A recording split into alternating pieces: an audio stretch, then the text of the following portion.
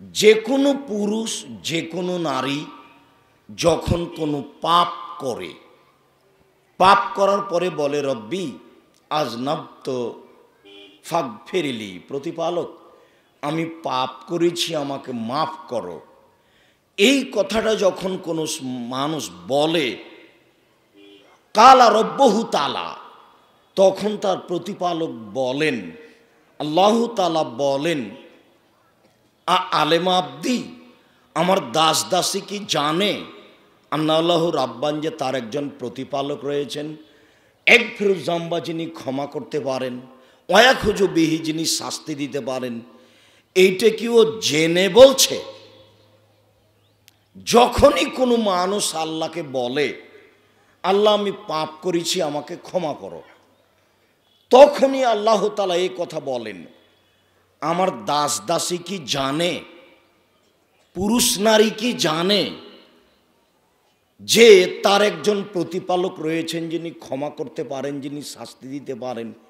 এটা কি ও জেনে বলছে?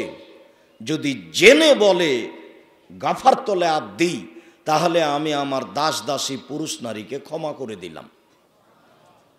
তাহলে তার ক্ষমা করে দেওয়াটা জেনে বলার উপরে নির্ভর করে। সুম্মা মাকাসা মাশাআল্লাহ, তারপরও থেকে যায়, দিন যায় রাত্রি যায়, দিন যায় রাত্রি যায়, দিন যায় রাত্রি যায়, ফাজনা বা জাম্বান, আবার কোনো দিন পাপ করে বসলো। পাপ করার পরে বলে রব্বি আজনাবতু ফাগফিরলি, হে আমার প্রতিপালক আমি পাপ করেছি তুমি আমাকে ক্ষমা করো। তখন আবার আল্লাহ তাআলা বলেন, আলেমা আব্দি, আমার দাস দাসী কি জানে আল্লাহু রাব্বান যে তার একজন প্রতিপালক রয়েছেন, এক ফিরুজ জাম্বা ইয়াখজুবিহি, যিনি ক্ষমা করতে পারেন, যিনি শাস্তি দিতে পারেন, যিনি ক্ষমা করতে পারেন, যিনি শাস্তি দিতে পারেন। এইটা কি ও জেনে বলছে? যদি জেনে বলে গাফারতু লি আবদি, আমি আমার এই দাস দাসী পুরুষ নারীকে ক্ষমা করে দিলাম, সুম্মা মাকাসা মাশাআল্লাহ, তারপরে এইভাবে দিন যায় রাত্রি যায়, দিন যায় রাত্রি যায়, আবার কোনো দিন পাপ করে বসলো, আবার সে বলছে রব্বি আজনাবতু ফাগফিরলি, হে আমার প্রতিপালক আমি পাপ করেছি আমাকে ক্ষমা করো।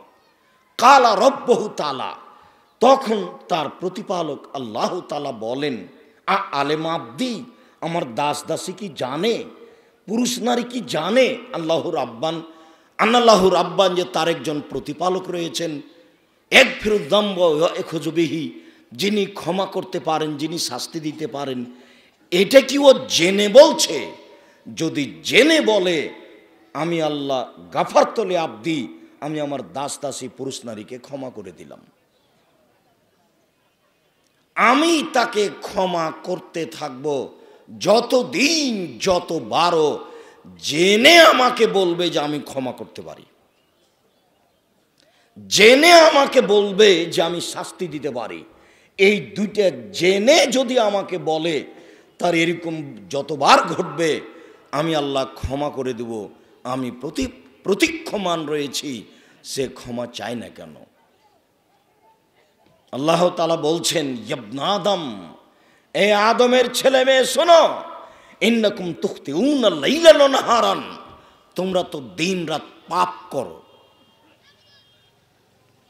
এ আদমের ছেলে মেয়ে শোনো, তোমরা তো দিন রাত পাপ করো, আর আমি তোমাদের সমস্ত পাপ ক্ষমা করে থাকি।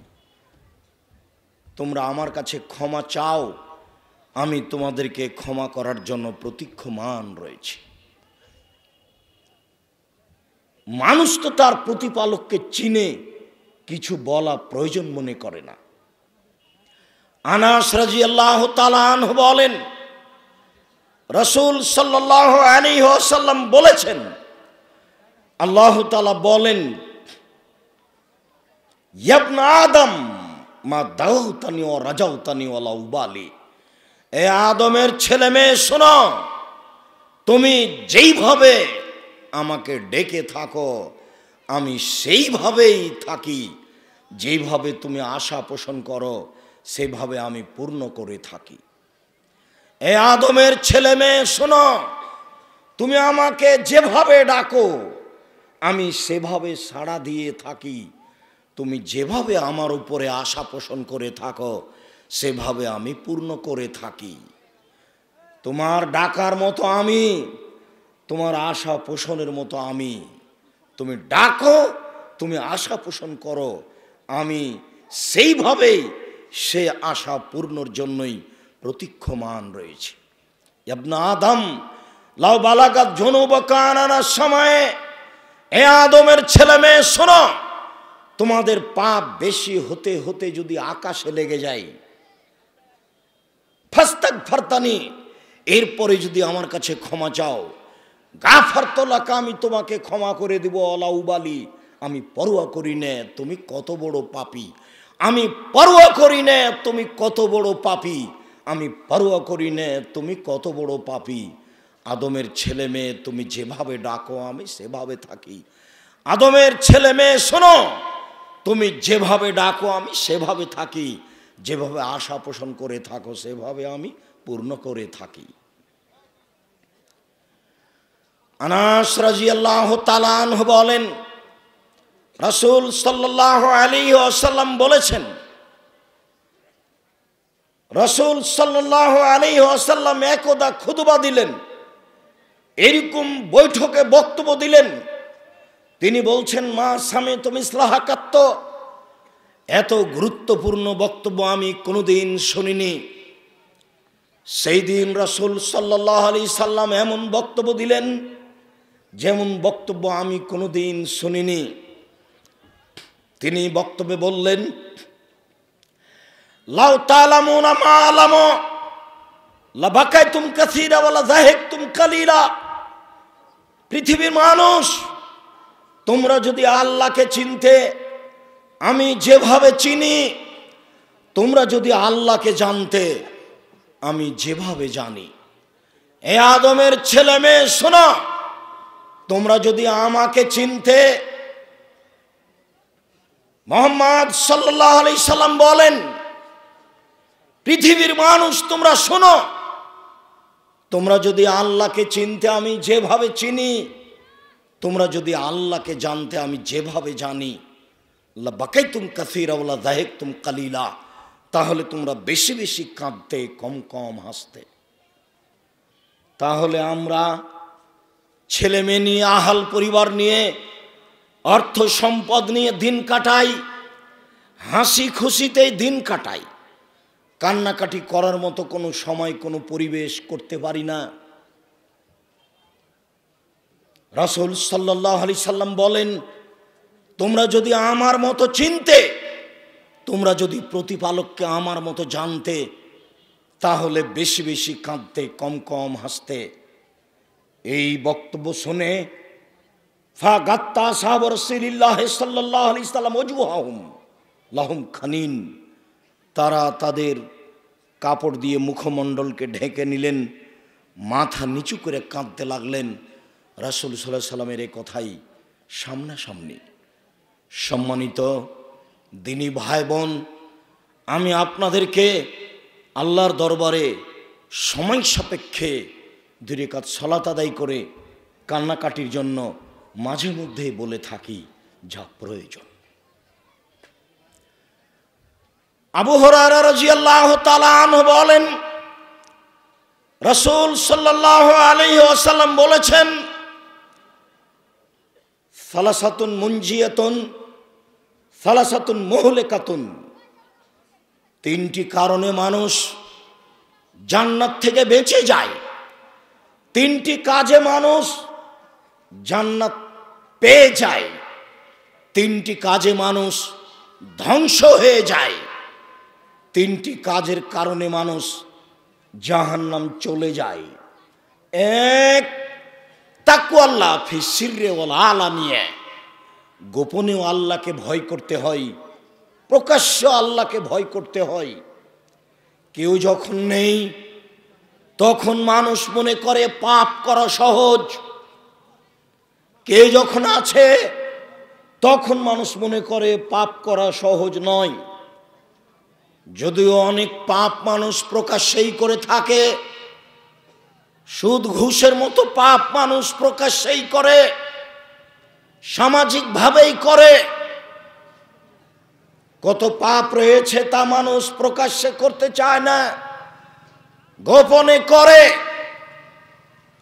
রাসূল সাল্লাল্লাহু আলাইহি ওয়াসাল্লাম বলেন, যারা আল্লাহকে ভয় করে, ভিতরে আল্লাহ ভীতি নিয়ে আসতে চায়, তারা যেন প্রকাশ্য আল্লাহকে ভয় করে, তারা যেন গোপনে আল্লাহকে ভয় করে।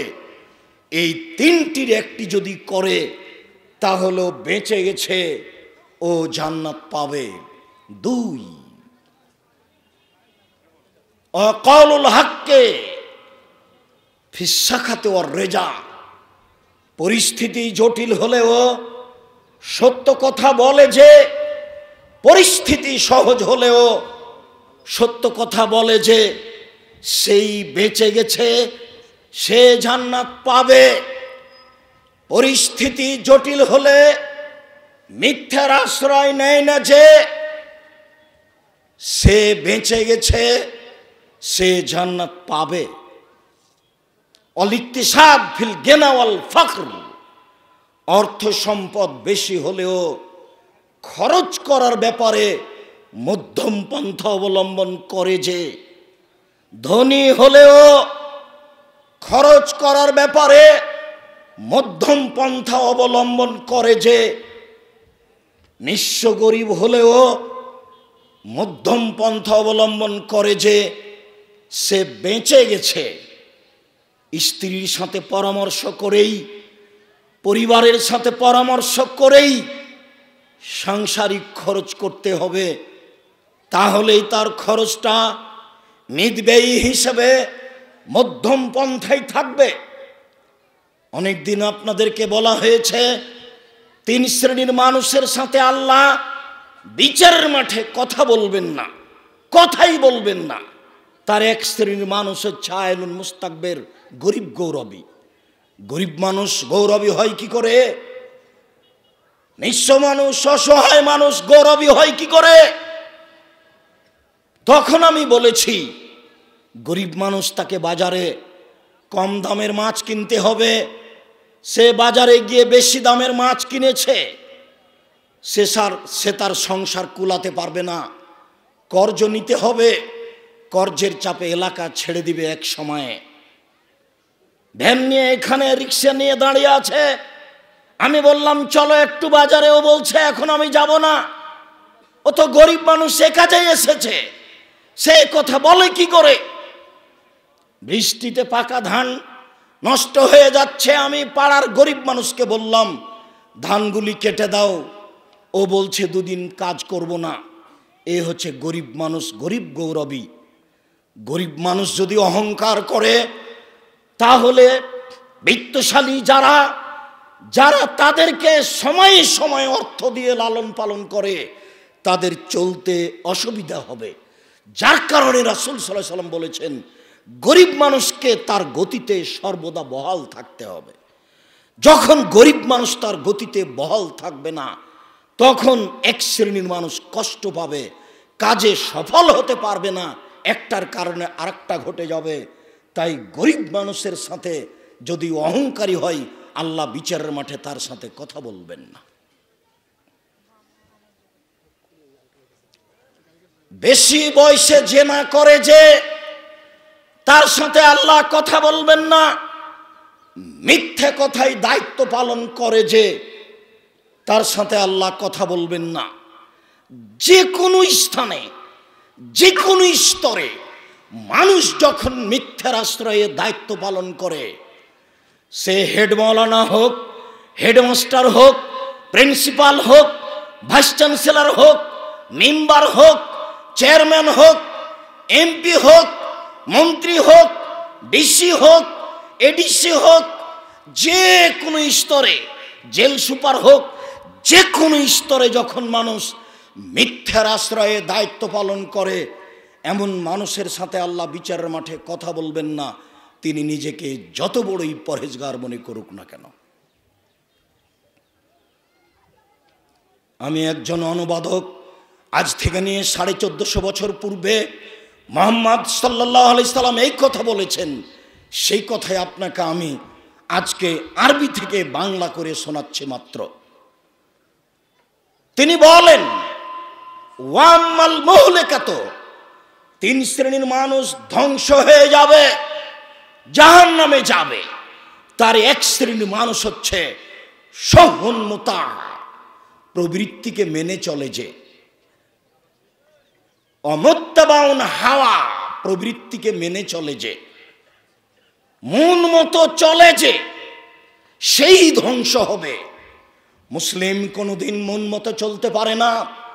শতদিন বলেছি, ইসলাম ধর্ম মানে এক গিলাস পানি পান করলে 5টা বিধান লাগে। যেই ধর্মে এক গিলাস পানি পান করতে 5টা বিধান লাগে, সেই ধর্ম পীর দিয়ে চলে, কথা সত্য নয়। সেই ধর্ম বুজুর্গানে দিন দিয়ে চলে, কথা সত্য নয়। সেই ধর্ম কোনো ব্যক্তি দিয়ে চলে, কথা সত্য নয়। যেই ধর্মে এক গিলাস পানি পান করতে 5টা বিধান লাগে, 1 বিসমিল্লাহ, 2 ডান হাত, 3 শ্বাস, 4 বসে, 5 পান শেষে আলহামদুলিল্লাহ।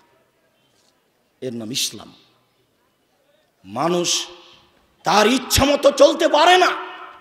রাসূল সাল্লাল্লাহু আলাইহি সাল্লাম বলেন, হুজবাতিন নার বিশাওয়াত ও হুজবাতিল জান্নাত বিল মাকারিহ, মন মতে চলে যে জাহান্নামে যাবে সে, ইচ্ছা মতো চলে যে জাহান্নামে যাবে সে, ত্যাগ তিতিক্ষা করে মনের বিরোধিতায় চলে যে জান্নাতে যাবে সে। যেই দিন আল্লাহ তাআলা জাহান্নাম সৃষ্টি করলেন, তৈরি করলেন, সেই দিন আল্লাহ জিবরাইলকে বললেন, জিবরাইল ইযহাবিলান নার ফানজুর ইলাইহা, জিবরাইল তুমি জাহান্নামের নিকটে যাও, জাহান্নামকে দেখো। ফাযাহাবা ফানাযারা ইলাইহা, জিবরাইল জাহান্নামের নিকটে গেলেন, জাহান্নামকে দেখলেন, দেখে এসে বলছেন, ওয়া ইজ্জাতিক ওয়া ইরতিফাকি মাকানিক, তোমার মর্যাদার কসম, তোমার সম্মানের কসম, তোমার ইজ্জতের কসম, হায় হায় হায় হায় করেছো কি? একদিকের আগুন আর একদিকের আগুনকে ঝাপটা মেরে ধরে খায়, এখানে কি মানুষ যাবে? এটা কি মানুষ থাকার জায়গা? তোমার সম্মানের কসম করে বলছি, তোমার ইজ্জতের কসম করে বলছি, এই জাহান্নামে কেউ যাবে না, কেউ যেতে চাইবে না। আমার আল্লাহ তাআলা জিবরাইল, আবার জিবরাইলকে বললেন, জিবরাইল যাও, তুমি এবার জাহান্নাম দেখে আসো। ফাযাহাবা ইলান নার ফানাযারা ইলাইহা, জিবরাইল জাহান্নামের নিকটে গেলেন, জাহান্নামকে দেখলেন, দেখে এসে বলছেন, তোমার মর্যাদার কসম, তোমার সম্মানের কসম, তোমার ইজ্জতের কসম, লায়েব কাহাদুন ইলা দাখালাহা, বাকি থাকবে না কেউ, সবাই জাহান্নামে যাবে। জাহান্নামে যাবে না এমন কি কেউ আছে? কথা উল্টিয়ে দিলেন সম্পূর্ণ। হাদিস বুখারী মুসলিম, জিবরাইল সম্পূর্ণ কথা উল্টিয়ে দিলেন। তিনি বলছেন, জাহান্নামকে মনের ইচ্ছা দ্বারা ঘেরা আছে। আদমের ছেলে মেয়ে কি মনের ইচ্ছার বাইরে চলতে পারবে? মন চাচ্ছে দোকানে বসে আড্ডা পিটে মানুষের বদনাম করি, মন চাচ্ছে একটু সুদ ঘুষ খাই, মন চাচ্ছে প্যান্টটা একটু টাকনোর উপরে নিচে রাখি, যখনই প্যান্ট কেটে টাকনোর উপরে করি, স্ত্রী মেয়ে বলে, আব্বু ঠ্যাঙ্গা ঠ্যাঙ্গা লাগে, এটা মানা যায় না।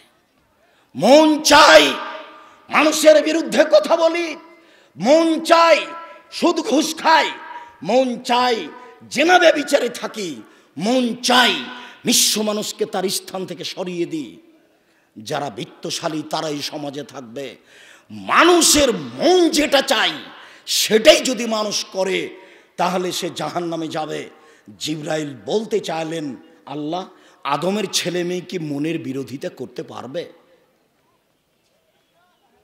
জিবরাইলের ধারণায় আদমের ছেলে মেয়ে মনের বিরোধিতা করতে পারবে না, অতএব তারা জান্নাতে যেতে পারবে না, সবাই জাহান্নামে যাবে। এ কথা জিবরাইল জাহান্নাম পরের বারে দেখে এসে বলল। রাসূল সাল্লাল্লাহু আলাইহি সাল্লাম বললেন, পৃথিবীর মানুষ ধ্বংস হবে 3টি কারণে। তার একটি হচ্ছে যখন সে মন মতো চলবে, 2 হাওন সহুন্নতা, যখন কৃপণতাকে মেনে নিবে, কৃপণ মানুষ জান্নাতে যাবে না। আপনাদেরকে শতদিন বলেছি, ইবাদতের জগতে সবচেয়ে শক্তিশালী, ক্ষমতাধর, পাওয়ারফুল ইবাদত হচ্ছে দান। দানের চেয়ে শক্তিশালী ইবাদত পৃথিবীতে নেই।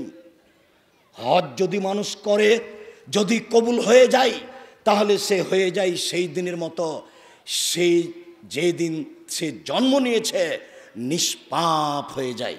ভালো কথা। কিন্তু এই নেকি দিয়ে আর কারো উপকার করা যায় না। ইবাদতের জগতে সবচেয়ে দামি ইবাদত হলো সিয়াম, রোজা। এ দিয়ে আল্লাহকে খুব সন্তুষ্ট করা যায়, কিন্তু কারো উপকার করা যায় না। আল্লাহ ভীতি, আজকে যেই আলোচনা করছি, আল্লাহ ভীতি দিয়ে চোখের পানি এক ফোঁটা দিয়ে আল্লাহকে খুশি করা যায়, কিন্তু কারো উপকার করা যায় না। এটা যতই ভালো দামি ইবাদত হোক না কেন, নামাজ, সালাত, এ দিয়ে আল্লাহকে সবচেয়ে বেশি ডাকা যায়। সালাত দিয়ে আল্লাহকে সবচেয়ে বেশি ডাকা যায়, এই কথা ঠিক, কিন্তু আর একজনের উপকার করা যায় না। দান এমন এক পাওয়ারফুল, শক্তিশালী ইবাদত। রাসূল সাল্লাল্লাহু আলাইহি ওয়াসাল্লাম বলছেন, ইন্না সাদকাতা সিররি তুতফিউ গাযাবার রাব্বে। গোপনে দান করলে আল্লাহর রাগটা মিটে যায়। রাসূল সাল্লাল্লাহু আলাইহি ওয়াসাল্লাম বলছেন, ইন্না সাদকাতা লা তুতফিউ হাররাল কবরে। দান কবরের শাস্তিকে বন্ধ করে দেয়। আপনার মায়ের কবরে শাস্তি হচ্ছে ৫,০০০ টাকা দান করে দিলেন, কবরের শাস্তি বন্ধ। হজ দিয়ে এটা সম্ভব নয়, সিয়াম দিয়ে এটা সম্ভব নয়, রোজা দিয়ে এটা সম্ভব নয়, নামাজ দিয়ে এটা সম্ভব নয়, কান্নাকাটি দিয়ে এটা সম্ভব নয়। ইবাদতের জগতে সবচেয়ে শক্তিশালী, পাওয়ারফুল, ক্ষমতাধর ইবাদত হচ্ছে দান। কৃপণতা করে যে সে জান্নাতে যাবে না। এ দিয়ে অসহায় নিঃস্ব মানুষের রুজির ব্যবস্থা, যার কারণে আল্লাহ তাআলা এইখানে এইভাবে বলেছেন, যার কারণে মুহাম্মদ সাল্লাল্লাহু আলাইহি সাল্লাম বিষয়টিকে খুব জোরালোভাবে মানুষের সামনে, জাতির সামনে পেশ করেছেন। ৩, এই যেমন মারে বেনাফসেহি, আত্ম অহংকারী যে অহংকার করে যে সে ধ্বংস হয়ে যাবে, সে নিজেকে টিকাতে পারবে না।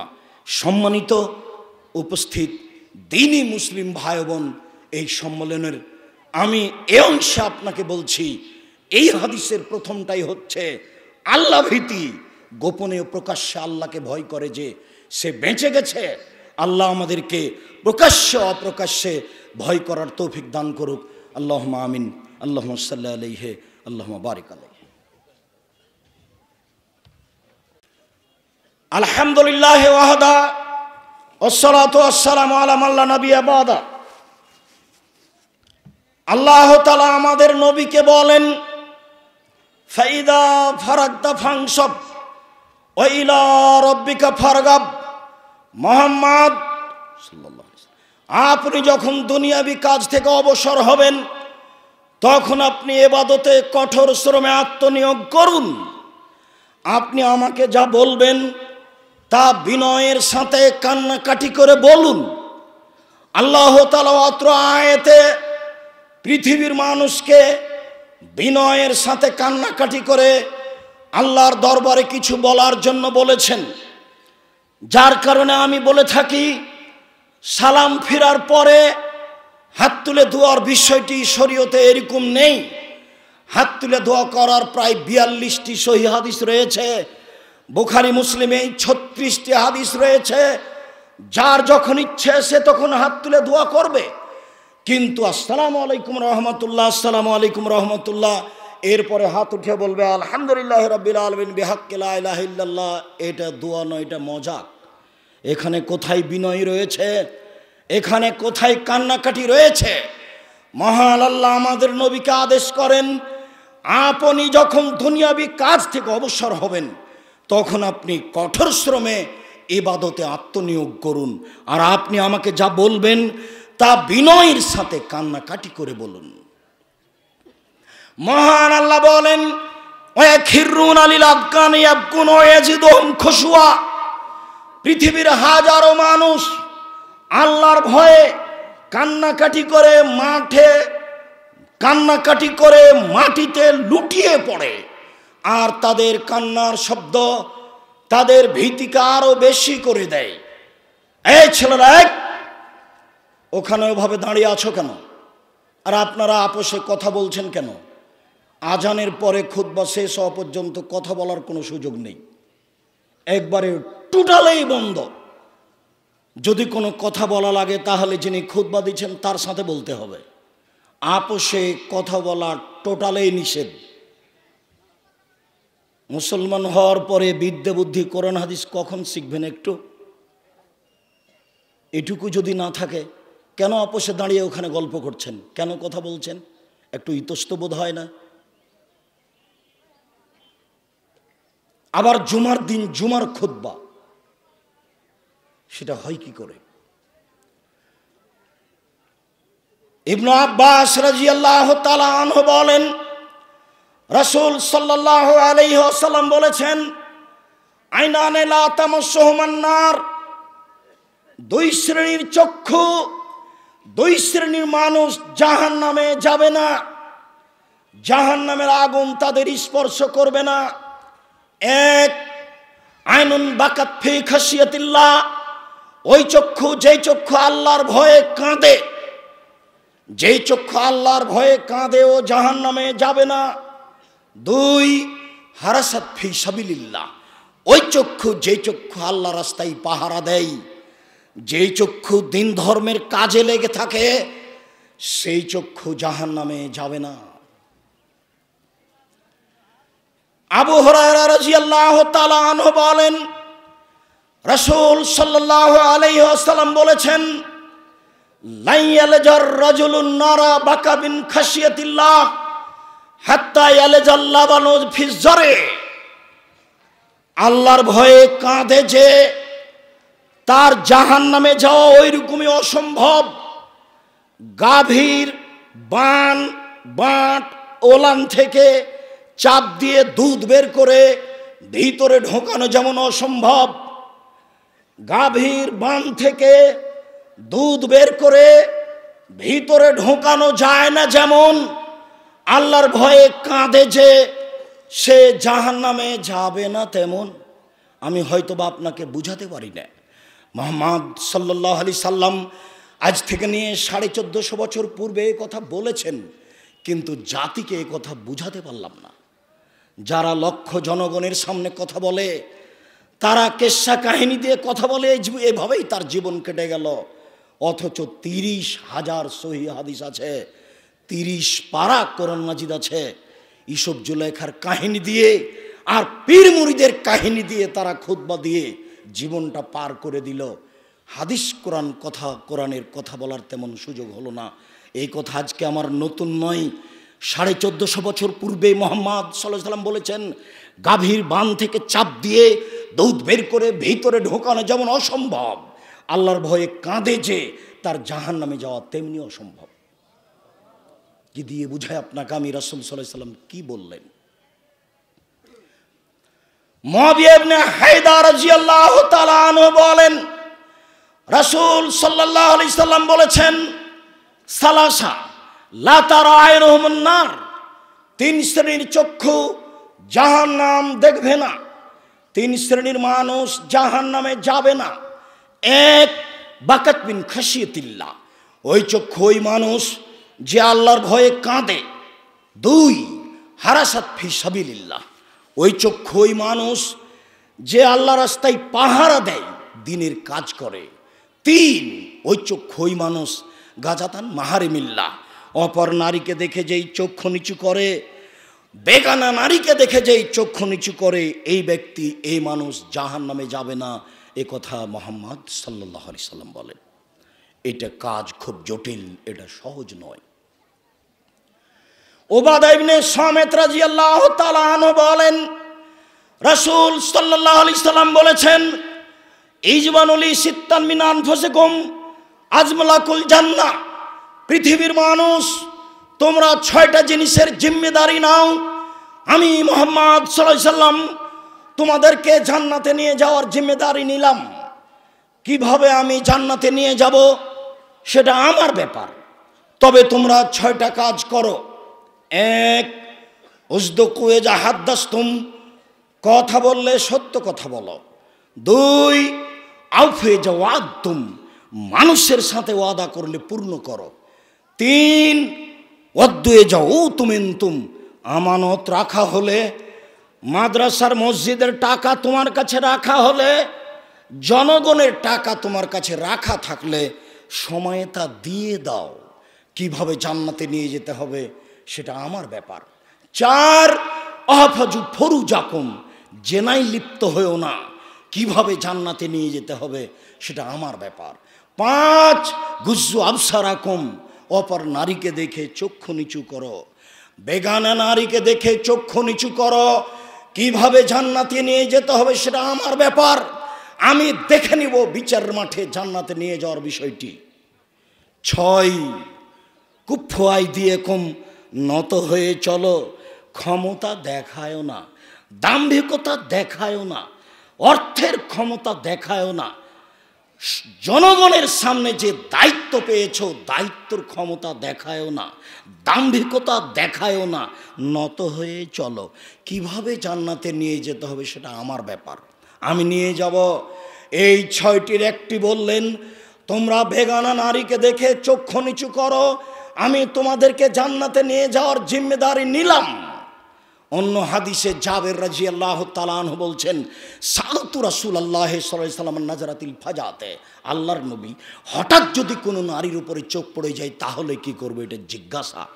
আল্লাহর নবী হঠাৎ যদি কোনো মহিলার উপরে চোখ পড়ে যায় তাহলে কি করব, তখন তিনি বলছেন আমার আনি, তিনি আমাকে আদেশ করলেন আন আশরাফা বাসারি, যে আমার চোখটা আমি ফিরিয়ে নিব। চোখ পড়তেই পারে, চোখ পড়লে কি করব, তিনি আমাকে আদেশ করলেন যে চোখটা ফিরিয়ে নিব। এটা রাসূল সাল্লাল্লাহু আলাইহি সাল্লামের আদেশ। আর আপনি একজন পরহেজগার মানুষ, মাথায় টুপি দিয়ে থাকেন, হজ করে এসেছেন, টিভিটা সুন্দর করে চালু করে, দুনিয়াতে 2টা পাপ আছে মানুষ না করে এই পাপই আশ্চর্য পাপ। তার একটা হচ্ছে কেউ যদি কাউকে বলে উকামেরোকা আসো জুয়া খেলি, জুয়া আসো জুয়া খেলি, খেলেইনি খালি বলেছে আসো খেলি, তাহলে 10 জন ফকিরকে 100 কেজি করে চাউল দিতে হবে কাফারা। বলল কেন? বলাই অপরাধ, আশ্চর্য পাপ।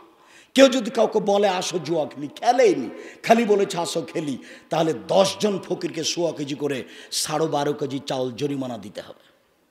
আরেকটা দুনিয়াতে পাপ আছে, পাপ করেইনি। রাসূল সাল্লাল্লাহু আলাইহি ওয়াসাল্লাম বলছেন, কোনো নারী যদি সাজগোজ করে পুরুষের পাশ দিয়ে হাঁটে, ও ব্যভিচারিণী, ও ব্যভিচারিণী, ও ব্যভিচারিণী।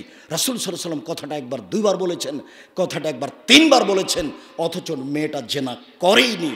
উপস্থিত সম্মেলনের দিনী মুসলিম বোন, আপনাকেই সতর্ক করে বলছি, দেখুন আরেকজনের ক্ষতি করে তাহাজ্জুদ পড়ে জান্নাত কেনার চেষ্টা করিয়েন না।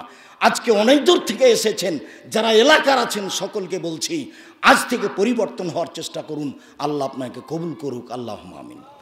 বলছিলাম সম্মানিত উপস্থিতি, 3 শ্রেণীর মানুষ জান্নাতে যাবেই যাবে। তার 1 শ্রেণীর মানুষ হচ্ছে আল্লাহর ভয়ে কাঁদে যে। আবু হুরায়রা রাদিয়াল্লাহু তাআলা আনহু বলেন, উমামা বাহিলি রাদিয়াল্লাহু তাআলা আনহু বলেন, রাসূল সাল্লাল্লাহু আলাইহি সাল্লাম বলেছেন, লাইসা শাইউন আহাব্বা ইলাল্লাহি মিন কাতরাতাইনি ওয়া সারাইনি, 2টি বিন্দু ফোঁটা আল্লাহর কাছে যত প্রিয়, পৃথিবীর কোনো কিছু আল্লাহর কাছে তত প্রিয় নয়।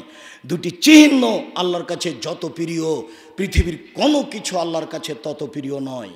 1 কাতরাত দামিন ফি খাশিয়াতিল্লাহ, কাতরাত দমুইন ফি খাশিয়াতিল্লাহ, আল্লাহর ভয়ে 1 ফোঁটা চোখের পানি আল্লাহর কাছে যত প্রিয়, পৃথিবীর কোনো কিছু আল্লাহর কাছে তত প্রিয় নয়। 4 লক্ষ টাকা খরচ করে হজ করা কাজটি আল্লাহর কাছে যত প্রিয়, 1 ফোঁটা চোখের পানি আল্লাহর কাছে তার চেয়ে লক্ষ গুণ বেশি প্রিয়, যদিও হজ ফরজ। রমজান মাসে সিয়াম পালন করা কাজটি আল্লাহর কাছে যত প্রিয়, 1 ফোঁটা চোখের পানি আল্লাহর কাছে তার চেয়ে অনেক অনেক অনেক বেশি প্রিয়। কোটি টাকা দান করা কাজটি আল্লাহর কাছে যত প্রিয়, 1 ফোঁটা চোখের পানি আল্লাহর ভয়ে তার কাছে অনেক অনেক অনেক বেশি প্রিয়। ওয়াকাতরাত দামিন তুহরাকু ফি সাবিলিল্লাহ, ওই 1 ফোঁটা রক্ত যেটা আল্লাহর রাস্তায় বৈধভাবে প্রবাহিত করা হয়, সেই ফোঁটা আল্লাহর কাছে যত প্রিয়, পৃথিবীর কোনো কিছু আল্লাহর কাছে তত প্রিয় নয়। ওয়ামাল আসারানে 2টি চিহ্ন দাগ, আসারুন ফি ফারি আসারাতুন ফি সাবিলিল্লাহ। দাগ আল্লাহর পথে নেমে গিয়ে কেটে যাওয়া ফেটে যাওয়া দাগ, আল্লাহর পথে নেমে গিয়ে কেটে যাওয়া ফেটে যাওয়া দাগ। এই দাগ আল্লাহর কাছে যত প্রিয়, পৃথিবীর কোনো কিছু আল্লাহর কাছে তত প্রিয় নয়। ওয়াসার ফারিজাতুন মিন ফারাইজিল্লাহ। ইবাদত করতে করতে বসে বসে তাসবিহ তাহলিল জিকির আজকার করতে করতে সিজদায় থেকে গিয়ে কপালের দাগ, এই পায়ের টাকনোর দাগ, এই সব দাগ আল্লাহর কাছে যত প্রিয়, পৃথিবীর কোনো কিছু আল্লাহর কাছে তত প্রিয় নয়। সবচেয়ে বেশি প্রিয় চারটা কাজ, এক নম্বরে যেটা আছে সেটা সবচেয়ে সহজ, সেটা হলো এক ফোঁটা চোখের পানি। আবু হুরায়রা রাদিয়াল্লাহু তাআলা আনহু বলেন, রাসূল সাল্লাল্লাহু আলাইহি সাল্লাম বলেছেন, সাবাতুন ইযিল্লুহুমুল্লাহু তাআলা ফি জিল্লিহি ইয়াওমা লা জিল্লা ইল্লা জিল্লুহু। বিচারের মাঠে 7 শ্রেণীর মানুষ বিশেষ ছায়াতলে থাকবে। যেদিন সূর্য মানুষের মাথার উপরে 1 মাইল উপরে থাকবে। অর্ধহাত কথাটি মিথ্যে, 1 মাইল কথাটি সত্য, বুখারী মুসলিমের হাদিস। যেদিন সূর্যকে আবার টেনে নিয়ে আসা হবে, বিচারের মাঠে মানুষের মাথার 1 মাইল উপরে থাকবে। ওই সময়তে মানুষ থাকবে ঘামের মধ্যে। কারো ঘাম হবে টাকনো পর্যন্ত, কারো ঘাম হবে হাঁটু পর্যন্ত, কারো ঘাম হবে কোমর পর্যন্ত, কারো ঘাম হবে নাক পর্যন্ত, কেউ ঘামে সাঁতার দিতে থাকবে। ওই সময়ে 7 শ্রেণীর মানুষ বিশেষ ছায়াতলে থাকবে। তার 1 শ্রেণীর মানুষ ইমামুন আদিল, ন্যায়পরায়ণ নেতা, ন্যায়পরায়ণ দায়িত্বশীল, যেই দায়িত্ব পালন করে ন্যায় নিষ্ঠার সাথে। এই 1 নম্বরে রয়েছে। ন্যায়পরায়ণ নেতৃত্ব যে কত গুরুত্বপূর্ণ বিষয়, তা আপনাকে আমি কি দিয়ে বুঝাই। আবু যার গেফারি বলছেন, আল্লাহ নবী আমাকে একটু এলাকার নেতা করে দেন তো। তখন আল্লাহ রসুল বলছেন, আরে আবু যার গেফারি তুমি করেছো কি? আরে তুমি দুর্বল মানুষ, আর নেতৃত্ব হচ্ছে শক্তিশালী কঠিন মানুষ, এটা করবে উমার, তুমি কেন? রাসূল সাল্লাল্লাহু আলাইহি ওয়াসাল্লাম বলছেন, যাকে 2 জনের দায়িত্বশীল করা হয়েছে তাকে ছুরিবিহীন জবে করে দেওয়া হয়েছে। মানে 2 জনের দায়িত্ব পালন করলেই ছুরিবিহীন জবে করা হয়, এটা কি কথা? দায়িত্ব খুব কঠিন জিনিস। হকভাবে চালাতে গেলে দুনিয়া টিকে না, আর নাহকভাবে চালাতে গেলে পরকাল টিকে না। কোনোটাই সহজ নয়। যার কারণে আল্লাহ রসুল বলছেন, যাকে 2 জনের দায়িত্বশীল করে দেওয়া হলো তাকে ছুরিবিহীন জবে করে দেওয়া হলো। দায়িত্ব বড় জটিল। যার কারণে রাসূল সাল্লাল্লাহু আলাইহি ওয়াসাল্লাম বলছেন, ন্যায়পরায়ণ দায়িত্বশীল যে, সেই থাকবে বিশেষ ছায়াতলে। 2 শাবুন নাশা ফি ইবাদাতিল্লাহ, ওই মানুষ যারা বাল্য জীবন থেকে ইবাদতে অভ্যাসী। 3 কালবুহু মুআল্লাকুন বিল মসজিদ, যার অন্তর মসজিদের সাথে ঝোলা থাকে। জোহরের সালাত আদায় করে এসেছে, আবার কখন মসজিদে যাবে এ নিয়ে ব্যস্ত হয়ে গেছে। 4 রাজুলান তাহাব্বা ফিল্লাহি ইজতামা আলাইহি তাফাররাকা আলাইহি, 2 জন বন্ধু হিসাবে চলে, আবার আল্লাহর কারণে একত্রিত হয়েছে, আল্লাহর কারণেই সে একত্রিত বন্ধুত্ব কেটে দিয়েছে। দোস্ত, তুমি কিন্তু কোনো মেয়ের সাথে কথা বলো, দেখো তুমি যদি কথা বলা বন্ধ না করো তাহলে আমি তোমার সাথে চলবো না। কয়েকদিন বলল, তারপরে দেখে সে নিজের গতিতে চলছেই, তখন তার সাথে সম্পর্ক ছিন্ন করে দিল। এমন মানুষ থাকবে বিচারের মাঠে বিশেষ ছায়াতলে। 5 জাকার আল্লাহ খালিয়ান ফাবাচা তাইনাহু, নির্জনে আল্লাহকে ডাকলো, তখন 2 চোখের পানি ঝরঝর করে ঝরতে লাগলো। এই থাকবে বিশেষ ছায়াতলে। এইটা হচ্ছে আমাদের আলোচনার সাথে সম্পৃক্ত বাক্য। নির্জনে কোনোদিন আল্লাহকে ডেকেছেন? আজ থেকে বলছি, উপস্থিত এই সম্মেলনের দিনী মুসলিম বোন ভাই সকলকে অনুরোধ জানিয়ে বলছি, আজ থেকে একটা সময় বের করবেন, প্রতিদিন হোক, 8 দিন পরে হোক, 7 দিন পরে হোক, যখন সম্ভব ঘরের দরজা বন্ধ করে দিয়ে কেউ ঘরে ঢুকতে পাবে না। যদি কেউ ঘরে ঢুকে তাহলে আপনি একটু কেমন হয়ে যাবেন, এলোমেলো হয়ে যাবেন, আপনি কান্নাকাটি করতে পারবেন না। নির্জনে আপনি আল্লাহকে ডাকবেন, আপনার পাপের কথা বলবেন, তখন ঝরঝর করে চোখের পানি ঝরবে। আপনার মতো মানুষ থাকবে বিচারের মাঠে বিশেষ ছায়াতলে। 6 ফাদাথু ইমরাতুন জাত হাসাবিন জামালিন, সম্ভ্রান্ত পরিবারের সুন্দরী মেয়ে, জেনার দাওয়াত দিল, জেনার ডাক দিল, আপনি বললেন ইন্নী আখাফুল্লাহ, আমি আল্লাহকে ভয় করি। ছি, তুমি এই কথা বলো কি করে? আপনি যদি এইভাবে তার সাথে কথা বলা বন্ধ করেন তাহলে বিচারের মাঠে আপনি থাকবেন বিশেষ ছায়াতলে। আর আপনি আপনার চরিত্রের খবর জানেন, কোনো মেয়ে যদি হেসে কথা বলে তাহলে আপনি তার নাম্বার ধরে রাখেন। এই নোংরা চরিত্র আজ থেকে বর্জন করেন। এই মেয়ে, তোমাকে বলছি, তোমার স্বভাব কেন এমন? তুমি মেয়ে মানুষ, তোমার মোবাইলে এর নাম্বার থাকে কেন? আজকের বক্তব্য শুনে তুমি লজ্জাবোধ করো, তুমি ইতস্তবোধ করো, তোমার মোবাইলে যেন আর কোনো দিন কোনো যুবকের কোনো মানুষের নাম্বার না থাকে। তোমার বাপের মোবাইলে যখন রিং হবে তখনই তুমি ধরবা না, ধরবাই না। যদি কোনো এক পর্যায়ে ধরাই লাগে তাহলে অন করে দিয়ে তুমি বলবা, জি আসসালামু আলাইকুম, কে বলছিলেন? আমার আব্বা এখন বাড়িতে নেই, পরে কথা বলবে। তাহলে সে আর নাম্বারটা ধরে রাখবে না। আর তুমি যদি বলো, ভাই কি বলছিলেন, তাহলে তোমার নাম্বার ধরে রাখবে, আবার কথা বলবে। মহিলার কণ্ঠ হচ্ছে পর্দা, এ কথা আল্লাহ তাআলা বলেন। সম্মানিত উপস্থিতি, রাসূল সাল্লাল্লাহু আলাইহি সাল্লাম বলেন, আজ থেকে নিয়ে হাজার হাজার বছর আগের যুগে একটা লোক নিজের উপরে খুব অন্যায় করেছিল। ফাহাজারাহু মত, তার মরণ উপস্থিত হলো। আউসা বানিয়ে তখন সে তার ছেলেদেরকে উপদেশ দিল। উপদেশে বলল, শোনো, এ যা মাতা আবুকুম, যখন তোমাদের পিতা মারা যাবে, ফাহার রেকুহ, তোমরা তাকে আগুন দিয়ে জ্বালিয়ে দিও। সুম্মাজরু নিসফাউ ফিল বাররে ও নিসফাউ ফিল বাহারে, অর্ধেক ছাই পানিতে ফেলে দিও, অর্ধেক ছাই মাটিতে ফেলে দিও। কেন? ওয়াল্লাহে, আল্লাহর কসম, ওয়াল্লাহে, আল্লাহর কসম, ওয়াল্লাহে, আল্লাহর কসম, লাইন কাদারাল্লাহু আলাইহি লায়াদবান্নাহু আদাবান লায়াদবা আহাদান ফিল আলাম। তোমার বাপকে যদি ধরতে পারে আল্লাহ এত কঠিন কঠোর শাস্তি দিবেন, পৃথিবীর কোনো মানুষকে এত কঠিন কঠোর শাস্তি দিবেন না। অতএব তোমরা এটা করিও। ফামাতা, কোনো একদিন পিতা মারা গেল, ফাফালুম আমারহুম, ছেলেরা সেটাই করলো, বাপে যেটা আদেশ উপদেশ দিয়েছিল। অর্ধেক ছাই পানিতে ফেলে দিল, অর্ধেক ছাই মাটিতে ফেলে দিল। ফামার আল্লাহ আল বাহারা, আল্লাহ সাগরকে বললেন, এই সাগর, ছাইগুলি জমা করে দাও। অমর আল বাররা, তিনি মাটিকে বললেন, এই মাটি, তুমি ছাইগুলি জমা করে দাও। ছাইগুলি জমা করে দিল। এইবার আল্লাহ তাআলা মানুষ রেডি করে আবার বলছেন, লেমা ফালতা জালেকা, তুমি এটা করলে কেন বলো তো? তুমি তোমার ছেলেকে এইভাবে আদেশ করলে কেন, এটা বলো। তখন লোকটি বলছে, মিন খাসিয়াতে কান্তা আলাম, তোমার ভয়ে করেছি, এটা তুমি ভালো জানো, তোমার ভয়ে আমি এই কাজটা করেছি। তখন আল্লাহ তাআলা বলছেন, শোনো, তুমি যদি আমার ভয়ে কাজ করে থাকো, সত্যি আমি তোমাকে ক্ষমা করে দিলাম, যাও। সে নিজেকে বলেছিল সবচেয়ে অপরাধী। সম্মানিত আমাদের এই কনফারেন্সের, সালাফি কনফারেন্সের উপস্থিত দিনী ভাই বোন, আমি আপনাদেরকে আন্তরিকভাবে অনুরোধ জানাচ্ছি, আজকের খুতবা যথাযথভাবে মূল্যায়ন করে রাতে একটু সময় বের করে কান্নাকাটি করার চেষ্টা করুন। এই দাবি জানিয়ে আমি আপনাদেরকে আরও অনুরোধ জানাচ্ছি যে